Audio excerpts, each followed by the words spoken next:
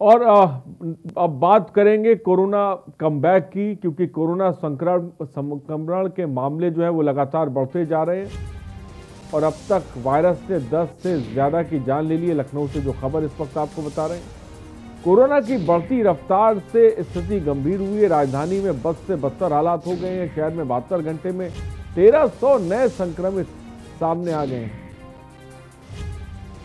बड़ी खबर, corona breaking इस वक्त, कोरोना की बढ़ती रफ्तार से स्थिति गंभीर हो रही है। राजधानी में बदतर हालात होते जा रहे हैं। शहर में 72 घंटे में 1300 नए मामले सामने आ गए हैं। संक्रमित लोग सामने, एलयू के साथ प्रोफेसर भी कोरोना संक्रमित हुए हैं। बड़ी खबर इस वक्त आपको बता रहे हैं और ये स्थिति सिर्फ राजधानी लखनऊ की नहीं है। सीतापुर की बात कर लें, बरेली की बात कर लें, तमाम ऐसे जिले हैं जहां पर संक्रमण रफ्तार पकड़ रहा है। इसके पीछे की बड़ी वजह क्या है, इसको समझने की जरूरत है, क्योंकि लोग लापरवाह भी नजर आ रहे हैं, मास्क, सोशल डिस्टेंसिंग का पालन भी नहीं कर रहे हैं। वहीं दूसरी तरफ संक्रमण की दूसरी वेव है, लगातार आंकड़े बढ़ रहे हैं और सबसे बड़ी चीज, क्योंकि वैक्सीनेशन प्रोग्राम भी बहुत तेजी से चल रहा है, तमाम लोगों को वैक्सीनें भी लग रही हैं। 45 साल की उम्र के ऊपर के जो तमाम लोग हैं,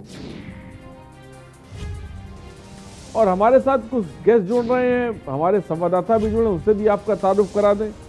professor Manindra Agrawal, deputy director IIT Kanpur से इस वक्त हमारे साथ जुड़ रहे हैं। प्रोफेसर साहब, आपका बहुत बहुत स्वागत है। और भरत सेठी, हमारे संवाददाता लखनऊ से इस वक्त हमारे साथ जुड़ गए हैं। भरत, सीधे सबसे पहले भरत के पास चलते हैं। भरत, राजधानी लखनऊ की बात करें, संक्रमण के मामले किस तरह से रफ्तार पकड़ लें, इसके बारे में क्या जानकारी है भरत? देखिए, रफ्तार काफी तेज है। कोरोना के जो नए मामले सामने आ रहे हैं, बात की जाए 24 घंटे के अंदर 1230 मामले उत्तर प्रदेश में, और सिर्फ लखनऊ की बात करें तो 361 मामले राजधानी लखनऊ में पहुंचे, जिसमें 4 लोगों की डेथ भी कोरोना से हो गई है। लगातार केसों में इजाफा हो रहा है। अभी बात करें जो एक्टिव केस हैं, वो 3138 केस अभी एक्टिव हैं जो हॉस्पिटल में पेशेंट एडमिट है। और पूरे लखनऊ की अगर बात करते हैं, 1211 लोग अपनी जान को गंवा चुके हैं कोरोना से। स्थिति बहुत गंभीर होती जा रही है, लगातार हालात हैं बिगड़ते जा रहे हैं। जनता है समझ नहीं रही है, कोविड के नियमों का पालन नहीं कर रही है। अगर जनता कोविड के नियमों का पालन नहीं करेगी, आने वाली स्थिति और भी खराब होती रहेगी। फिलहाल आपको बता दें, राजधानी के साथ साथ उत्तर प्रदेश की भी स्थिति ठीक नहीं है। उत्तर प्रदेश में भी जो मौत का आंकड़ा है लगभग 8811 पहुंच चुका है, और जो टोटल एक्टिव केस है वो 9848 केस है। और बात की जाए डेथ की, 24 घंटे के अंदर 11 लोगों की जान गई उत्तर प्रदेश में। स्थिति बिल्कुल अच्छी नहीं कहेंगे इसको। अगर लोग कोविड के नियमों का पालन नहीं करेंगे तो आने वाली स्थिति और भी खराब हो सकती है। तो भरत ने उत्तर प्रदेश की एक तस्वीर बताई, जहां पर 9000 संक्रमण के मामले लगातार निकल के सामने आ रहे हैं। और इस बीच हमारे साथ प्रोफेसर मणिंद्र अग्रवाल हैं, तारुफ की ज़रूरत नहीं है, जाने माने प्रोफेसर हैं और साथ ही साथ कई पुरस्कारों से भी इनको नवाजा गया है। लेकिन इस बीच प्रोफेसर साहब ने एक बहुत अहम बात करी है, जिस पर सबकी जो है निगाहें केंद्रित हो गई हैं। और प्रोफेसर साहब, वही मेरा सवाल भी है, आपने जो कंप्यूटरीकृत मॉडल के आधार पर ये जो बात कही है कि अब उत्तर प्रदेश में या शहरों की बात करी जाए, यहाँ पर प्रतिदिन 6000 मामले जो है वो निकल के सामने आएंगे, ये किस आधार पे आप कह रहे हैं, किस आकलन के आधार पे कह रहे हैं, ऐसा आपको क्यों लग रहा है?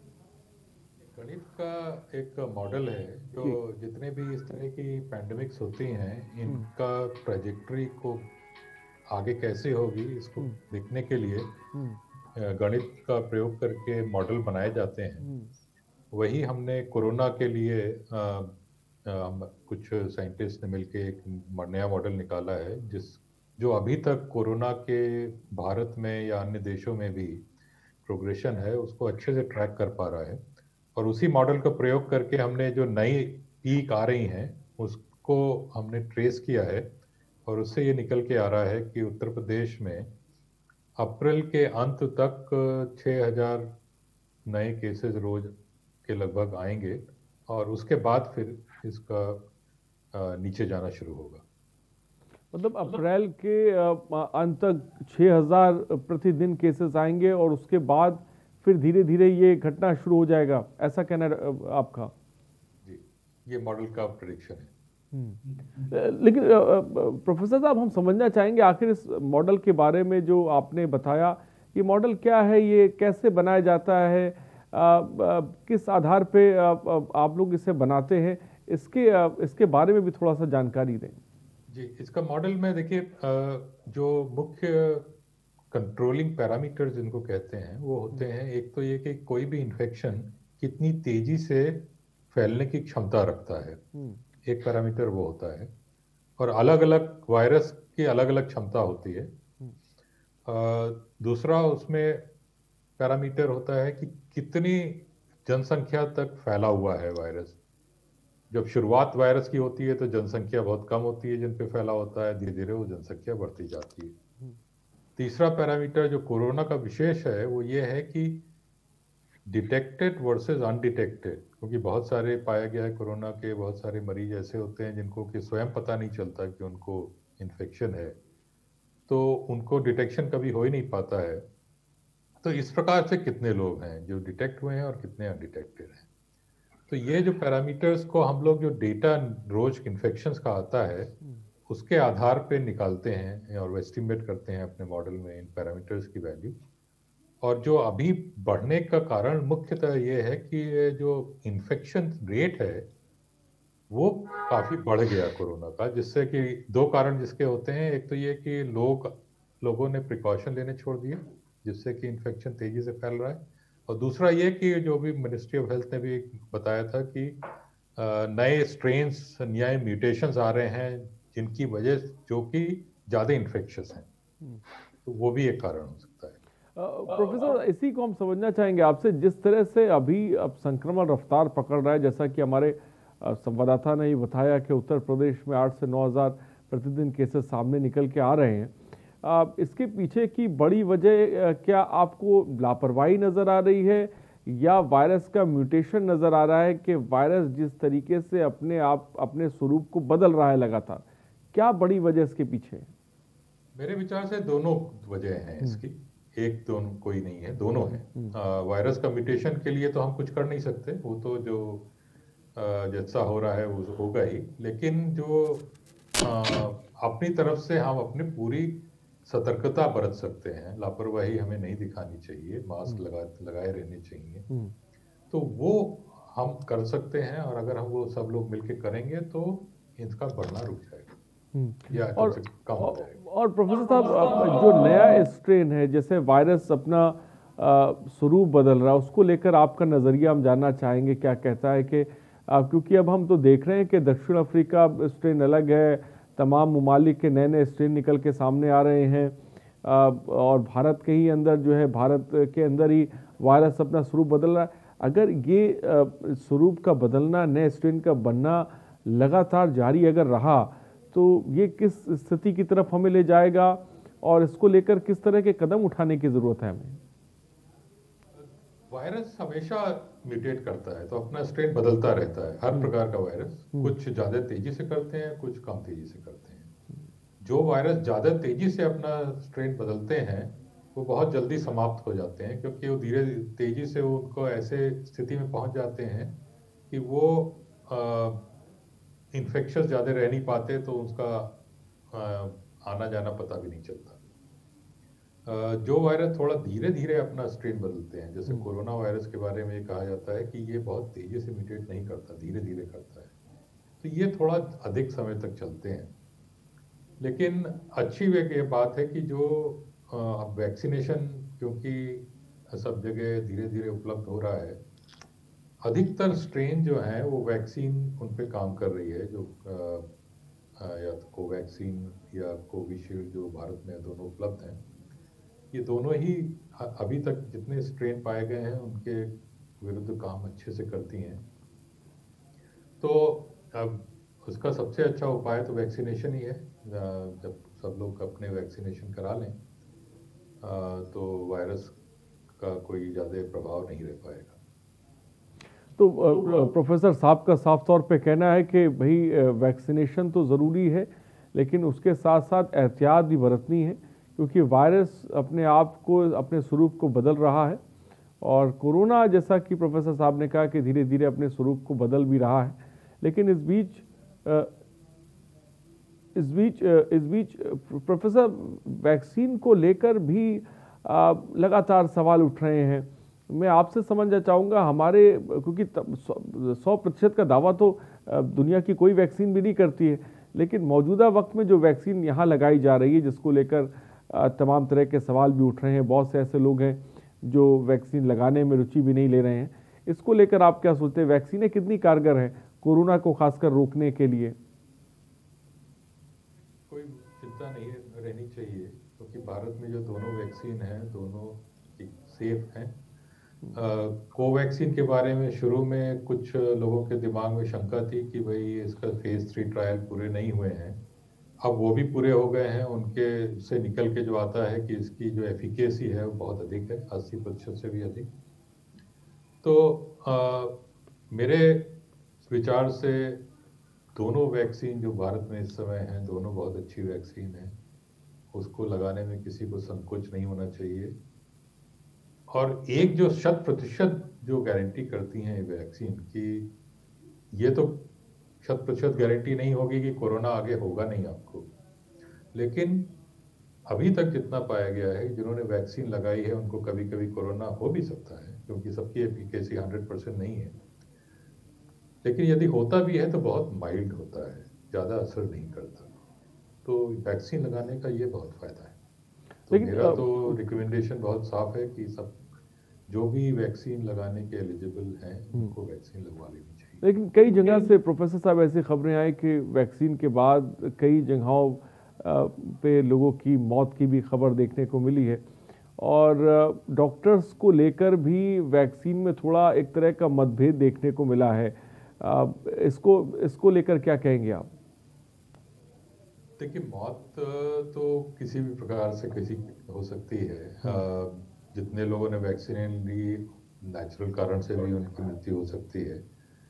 अभी तक ऐसा कोई केस निकल के मेरी जानकारी में नहीं आया है कि वैक्सीन की वजह से कुछ इस प्रकार से उनके पर बीमारी हो गई जिसकी वजह से मृत्यु हुई।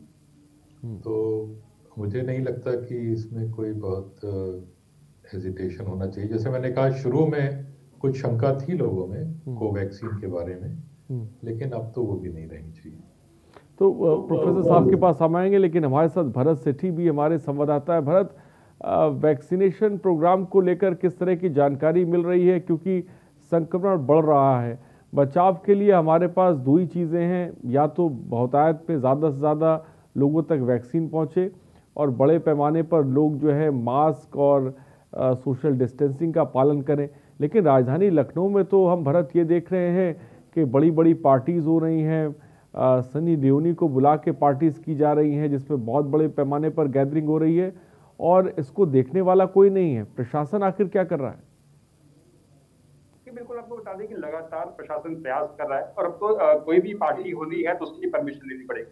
लेकिन कल जो एक पार्टी हुई है राजधानी लखनऊ में, सनी पहुंचती है, यहाँ पर एक कार्यक्रम का हिस्सा लेती है, वहाँ पे नाइट पार्टी चलती है, उसमें कई सैकड़ों की तादाद में लोग मौजूद होते हैं।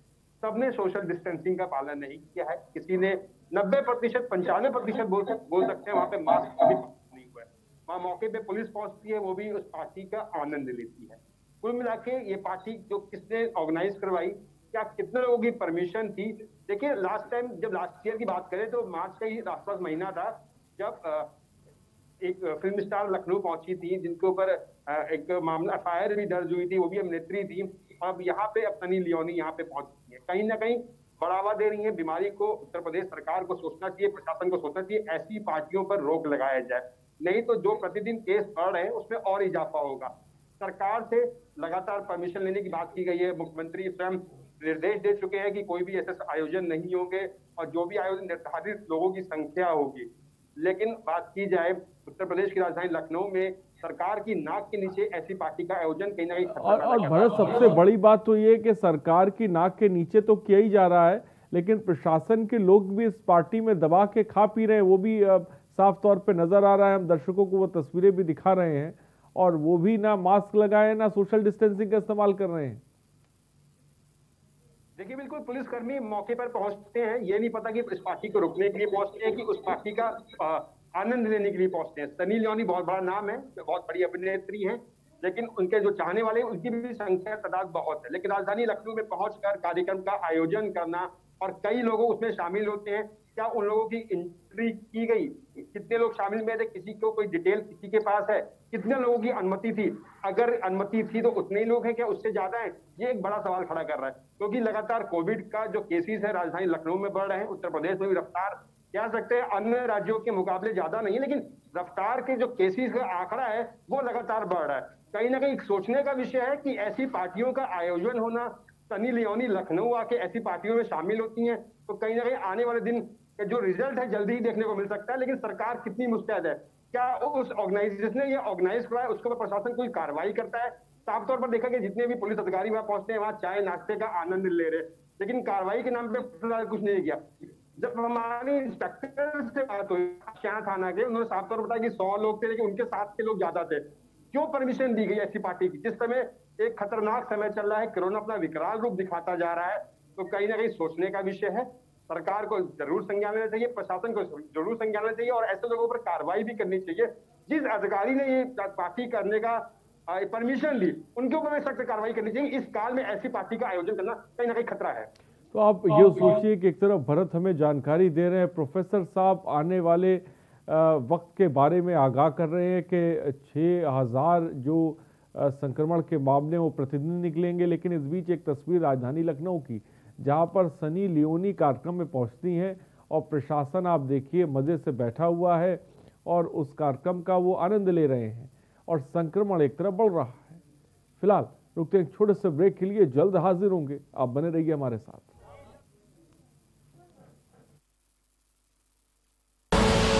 आप देख रहे हैं